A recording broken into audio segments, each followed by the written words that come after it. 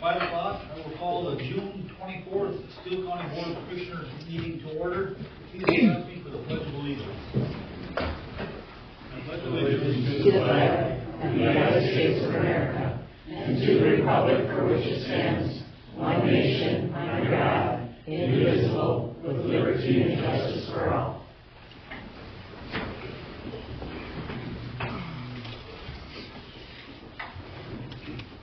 We're going to add number 16 to the agenda, which is the 2025 Local Homeless Prevention Aid Recommendations. With that, I'd like a motion to approve the agenda with that addition. So moved. Second. Motion is made and second to approve the agenda with the one addition. All those in favor signify by saying aye. Aye. Opposed, same sign. Motion carries. That will take us to public comment. Those wishing to speak will state their name and address for the record.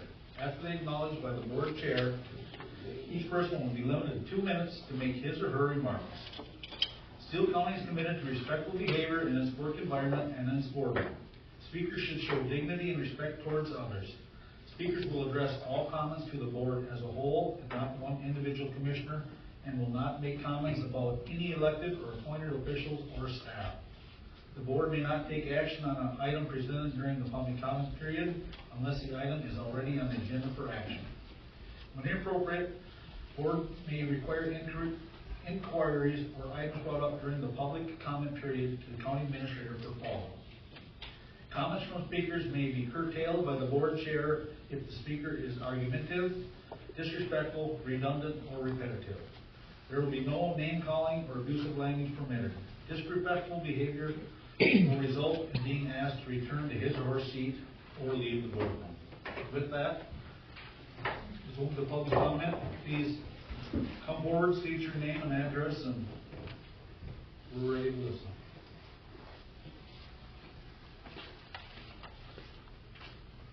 Melissa Zimmerman, 2525 Stony Creek Drive. Tonight I stand here not just as a resident, but as a witness to what this board has become. A body so uncomfortable with public input that it rewrites the rules to silence dissent. So tonight, with full clarity and no apology, I dissent. I dissent from the new public comment policy, one that protects power, not people. A policy that shields officials from accountability, that says you can speak, but only if you do so vaguely, politely, and without naming names. That's not democracy, that's control. And we all see it for what it is, retaliation. We showed up, we spoke out, we raised real concerns. In return, you rewrote the rules behind closed doors so you wouldn't have to listen. This isn't about dignity. You're not protecting the public, you're protecting yourselves. Telling residents they can't name officials, that's not respect, it's unconstitutional. Saying we can't be argumentative or repetitive, that's not order, it's censorship. Giving the chair power to cut off voices, that's not leadership, it's overreach. This policy chills speech. It warns us, speak carefully or do not speak at all. But the right to petition government, to name who made a decision and why, is not a privilege, it's a protected right. And if that makes you uncomfortable, then ask yourself this: are you serving the public or just protecting yourselves? Leadership means facing the people you serve, because when voices are silenced, the result is clear: missteps, corruption, harm. We're not here because we want to be, but because we have to be. And we will keep coming back. We will name names. We will document retaliation. We will defend our rights, even when you won't. And for the record, the absence of a summary from your last closed session is a direct violation of Minnesota open meeting law. It's missing from today's agenda, a failure now reported. You're not just silencing residents.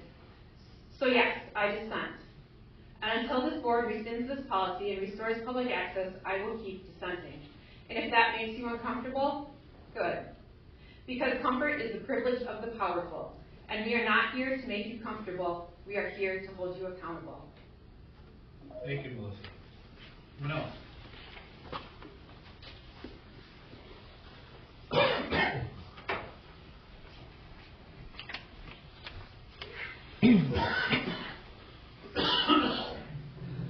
Sue Mullenbach, 2535 Mossy Creek Drive. Good evening. I would like to voice some curiosities. I listened during 2 board meetings wrangling with the decision to abolish roadside parking along the Ball Diamonds in Blooming Prairie. I believe you made the right decision. A tragic accident cannot be reversed. Safety was the concern, as it should be. It's curious to me why safety is not a serious concern for a proposed highway abutting an established residential neighborhood. When I voiced my concern about safety of the North Country children and vulnerable adults, I was told, quote, it was a parenting issue, unquote. Really? It seems to me that concern for safety is inconsistent and arbitrary. This is curious to me. Another curiosity is not challenging questionable statements, thereby allowing them into official records. From my house, I see traffic on Rose Street. There are grain trucks, canning company trucks, semis, construction vehicles, flatbed trucks, campers, and heavy vehicles, all using Rose Street. Hearing a statement that we need to build 29th Avenue to alleviate truck traffic on Shady and Crestview is unbelievable to me. I am on Shady Avenue several times a week, maybe even several times a day. I have never seen a heavy vehicle there. It is unthinkable to think a semi would come into Owatonna on Claremont Road, make a sharp right onto School Street, immediate sharp left onto Shady, a non-thru residential street, and then after a block, wiggle around, making 2 more turns to travel curvy Crestview to get to Rose Street. Drivers and GPS know that Highway 44 connects directly with Rose Street. As expected, there was no data to back up this official claim. That makes many of the statements I've heard suspect. It is curious that after the petition against the 29th Street location was not recognized by this board, the number of petitioners grew. People are paying attention. However, I was told, quote, because you don't want 29th Avenue doesn't mean there aren't people that do, unquote. Well, who are these people? Are there 600 people willing to identify themselves and their motives? It's curious because the people I have talked to are appalled that the map corridor's red line is drawn underneath my bedroom window. It is curious how many residents in North Country are portrayed as being against the East Side corridor. This is not true. It is the 29th Street location that is a concern. It is baffling what little regard is shown to homeowners, your constituents. This is a curious way of representation. We all want respect, and shouldn't respect work both ways? I'm curious about that. Anyone else? Public comment. Bonnie Johnson, I live at 2145 La Casa Lane Southeast, and I am an AM radio operator. During the 4th full weekend in June, the amateur radio community turns towards the annual Field Day operating event. From its beginning back in the 1930s, as an event to test the field preparedness and emergency communications ability of the amateur radio community nationwide. Field Day is officially an operating event, not a contest. The purpose remains today, as it did in the beginning, to demonstrate the communications ability of the amateur radio community in simulated emergencies. By setting up remote towers in the event the phone and internet go down. Amateur radio brings together its resources to show officials in government and various agencies what amateur radio can do. We will be setting up at the McKinley School grounds this weekend, Saturday, June 28th at 1 o'clock in the afternoon until Sunday afternoon at 1 o'clock. Things we keep track of are how many contacts our team at Owatonna makes all together as a group, how many people come to visit us, and how many public officials stop by. I would like to invite the public and each public official to stop by to see what it is we do. You can even have a try at making a contact on the radio if you'd like. It is the only time anyone can be on the radio without a federal license. If it is something anyone sees an interest in, we do hold a class every spring and teach you the answers to every question that's on the test that has to be taken to become a ham. You just don't know which questions are going to be on the test. So please stop by and see what we do. We would love to have you. And one short question: why didn't you use 34th Avenue as an east corridor? That would have been perfect. I love the idea. Thanks. Thank you. Any other public comment? Going twice, any other public comment? 3 times? Public comment ended. That will take us correspondence. Want to talk about that? Candy, did you want to speak at all to the award? Sure, I can.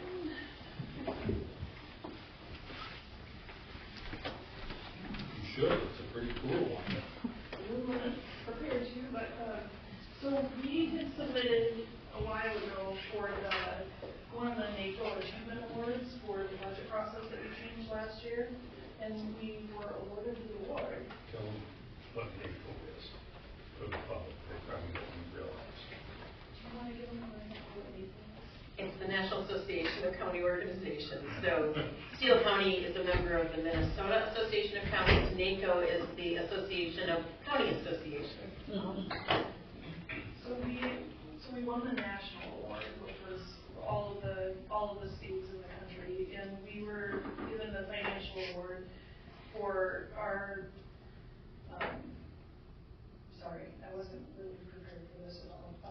Annual budgeting process? Yeah, our annual budgeting process, and it was all of the changes that we made with the budgeting, the transparency that we wanted to give to our taxpayers, all of the work that we did with the department heads and our commissioners, and just the overall work that we did to make sure that we made sure that we have our constituents at the forefront of ensuring that all of the money that we use in the county is spent wisely and that we are communicating effectively and efficiently throughout the county. Oh, and we thank you, Candy, because you come with a new set of eyes and new thoughts on how to do things, and it was recognized at the national level. Thank you. Congrats to you and your staff. With that, we will go to the consent agenda. Board's wishes. Mr. Chair, I'll move to approve the consent agenda items as presented. I'll second that. Motion's been made and seconded to approve the consent agenda as printed. Any discussion? Mr. Chair, I feel appropriate to comment that had the resident looked at the June 10th, 2025 board minutes, you would see that there was a report out from the closed session as well as the board's action. So no laws were violated. The board did in fact resume public meeting after the closed session, and that was reflected in the June 10th minutes. Thank you. All those in favor of the consent agenda as printed, say aye. Aye. Opposed, same sign. Motion carries. That will take us to from our county board work session today. Number 16 is the 2025 local homeless prevention aid recommendation. We talked about this at length in our meeting. You want to give us a quick impression? Kind of staring at me. Now I'll do a good job.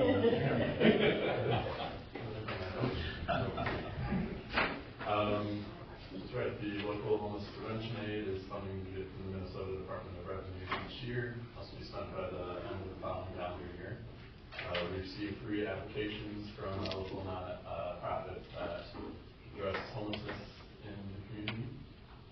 Based on those recommendations, our staff reviewing those applications, we recommend awarding the Lighthouse of Southern Minnesota $38,000, Sunpack $44,000, and Steele County Transitional Housing $46,000, for a total of $128,000, which we'll spend on our 2024 funding that is due to be spent by the end of this year.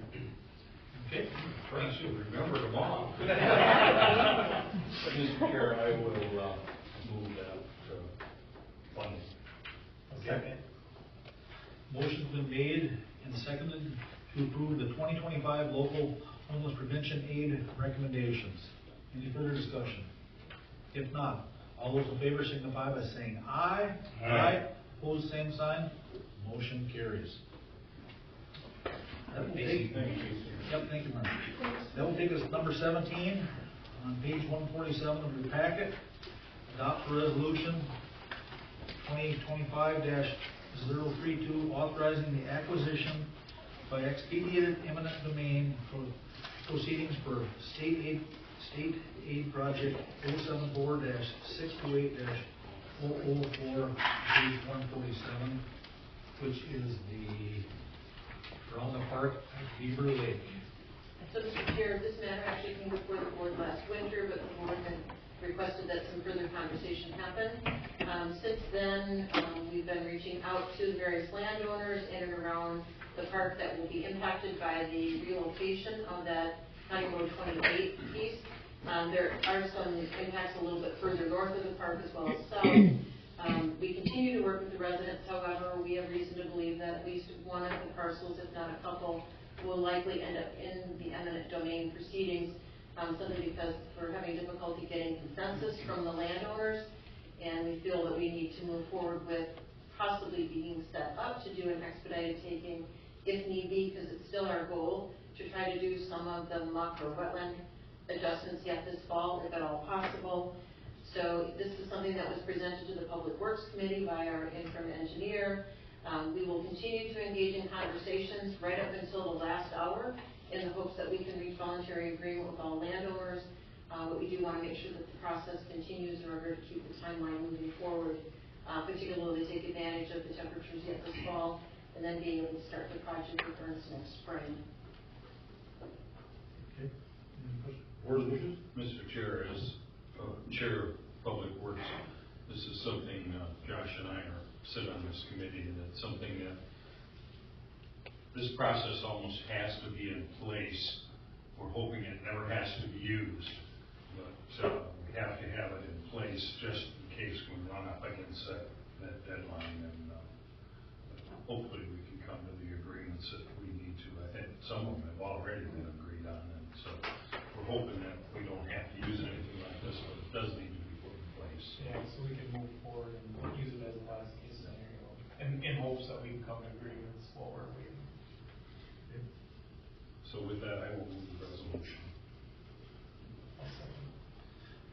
Resolution's been made and seconded to adopt a resolution authorizing acquisition by expedient quick take eminent domain proceedings for the County State Aid Highway 28 and the Beaver Lake Park project. Any discussion? Mr. Chair. I'm never in favor of eminent domain. I think it's, obviously it has to be used as a last resort, and I hope that that's exactly what's going on here, that we're going to continue to negotiate or have conversations with the individuals or the parties that own the land. I mean, this is, that's the hard part about this job, is decisions like this, but I get why we have to do it. I don't like it. But I sure, what's that? I don't think any of us do. I don't think you either. I just want that out there, that this is hard. This is certainly not something we take lightly or want to do, but it is part of the process to move the project forward. What is the drop dead date? I think you said before the drop dead date, and I don't know what that is. I don't know if I saw it in our information. If I remember right, that's part of the engineering, is when they could still get the mucking done this fall. Yeah, that was the goal, to get it started this fall. But we, in committee, have been assured that they've been consulting with those landowners and working hard to find a resolution. There's some time left to make that happen. So. I hope so. Okay. No?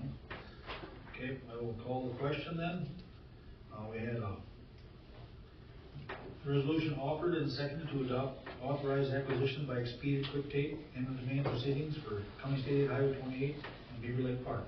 All those in favor signify by saying aye. Aye. Opposed, same sign. Motion carries.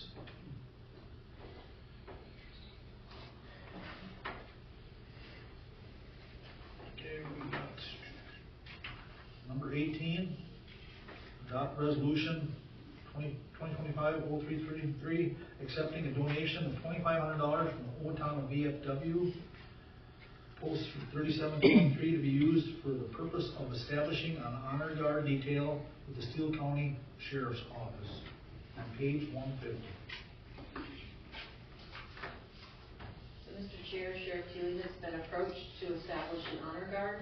This would be a detail that would be dispatched for a number of reasons, funerals as well as other celebrations. In order to kind of respect the formality of the honor guard, they do use a particular style of regalia. There is a training protocol that goes with it so that the individuals are uniformly performing honor guard duties across the country. There is some other costs associated with standing this up, and so Lon is reaching out to different organizations that might benefit from this to see what their willingness is, and the VFW without hesitation made a donation of $2,500 to initially fund the establishment of an honor guard. The sheriff has indicated that this will be a volunteer organization funded entirely by donations. And so in bringing this forward rather than on consent, it's for the public recognition of the generosity of the VFW in making this donation to begin with, but also to assure the board that this will not become a cost of the sheriff's office, but rather will be something that they would facilitate based on the donations received.